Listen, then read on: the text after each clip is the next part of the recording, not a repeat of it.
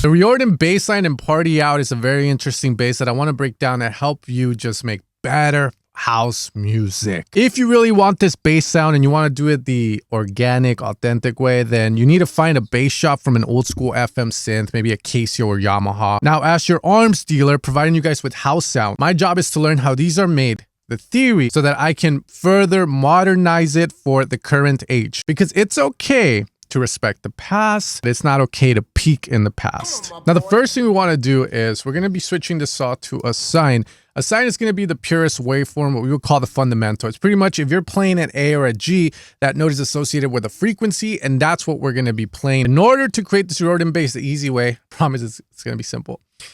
We need to make it here. So each of these bins is going to control frequencies, harmonics, partials.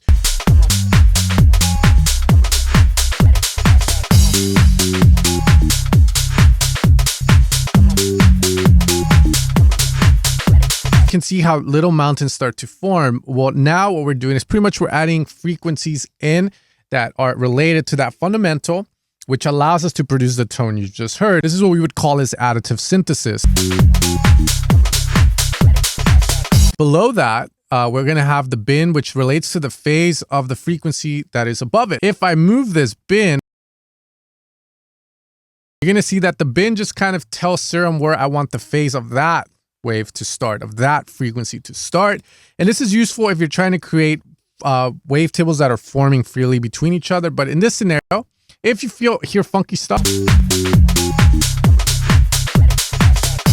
you can definitely play with it till you get something that sounds fuller. Okay, so now we know how to make these Riordan-style bass lines, but I don't want you to meet right. That's the big thing, right? Look, I don't want to be dick riding and nothing, you know. I just want to say that I like your music.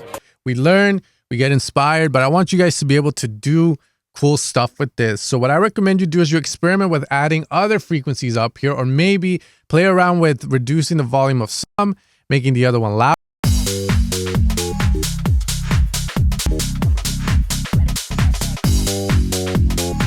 In order to create your own tone that you can mess around with. Now, looking at this bass pattern, there is a bit of theory that you can use for yourself to make the best house music you can, inspired by this, but that sounds like you. The first thing is that the scale he's using is the C blues scale. So if we go into up here into Ableton, we can select the blues scale, which is going to give us all these notes. Now, the feeling of this scale is going to come from this area here, where you can see that the G, the F sharp, and the F are bunched up together.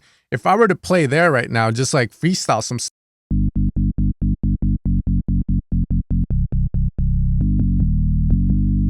it sounds very bluesy, especially if you just go from the top to the bottom. The thing with Riordan that he's doing is he has the bottom bass doing this pattern, but he probably felt like it was just a tad bit too boring, and he didn't feel like there was a lot of momentum. So one thing that you can do to instantly improve your bass lines is going to be to grab this, duplicate it across, and then do what bass guitarists do when they flick the bass, not to be confused with flicking the, and that creates a jump in the beat. And now we do it here again. And then we do it here again.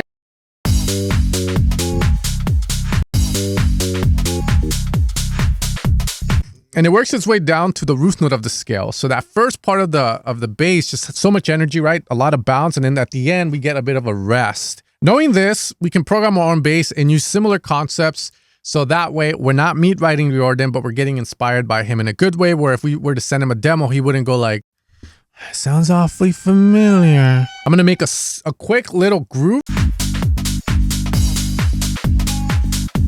Okay, got that. Keep in mind, I do have this swing that's being applied, which is a 64. So that is giving me a lot of sabor, a lot of flavor. So instantly, the first thing I can incorporate from this little lesson here is octave jump.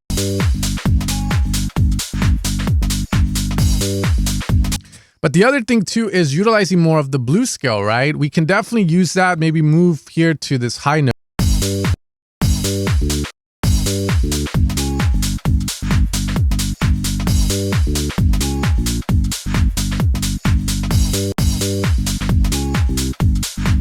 Syncopation, just grabbing these little notes and making them.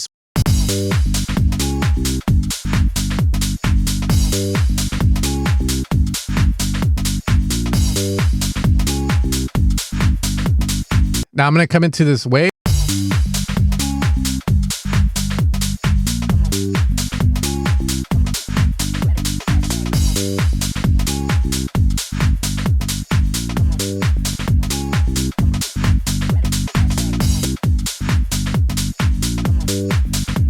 Now on the envelope, I'm going to lower down the sustain a slight bit, lower the decay.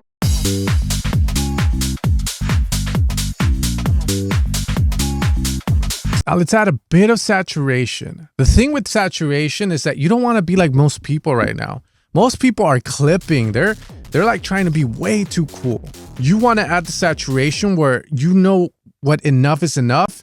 And that gives you a sense of coolness without trying. You know, that's what we want. And without peaking in high school, peaking in the past. It's a bass one shot. It's a bass. We can remake it, bro, because we learn. IQ level 128. If you guys enjoyed this video and you enjoyed this sound, make sure to check out Minimal Nights Volume 3. This is my third contribution to the minimal deep tech Josh Baker ass gel. We push the boundaries to create new sounds out of existing formulas that work so that you can sound your best and make the music you like when it matters. If you guys enjoyed this video, consider watching the one tied to this on how to make the drums in this style, so that you can bring it all together. And next time I do a feedback stream, I can hear what you made and enjoy it with you, my dude.